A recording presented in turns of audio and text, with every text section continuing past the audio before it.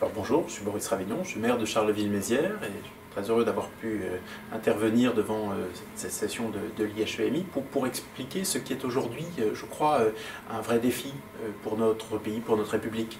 C'est celui de garantir à nos concitoyens la sécurité qu'ils demandent dans tous les quartiers et en tout lieu du territoire.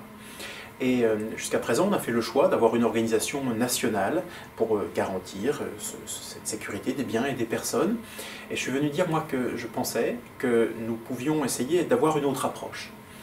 Qu'au moins sur les sujets qui relèvent de la sécurité du quotidien, tout ce qui relève de la tranquillité publique et qui constitue le plus souvent cette fraction de la délinquance, cette fraction de l'insécurité auquel nos concitoyens sont la plus exposés, les plus touchés.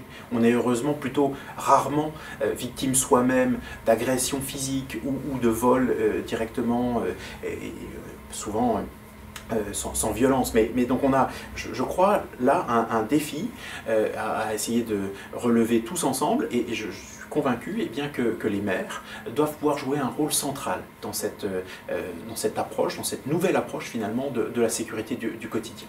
Pourquoi? Parce que d'abord, ce sont eux que les citoyens viennent trouver en premier lorsqu'il y a une difficulté. Ils sont les interlocuteurs des Français sur la sécurité du quotidien.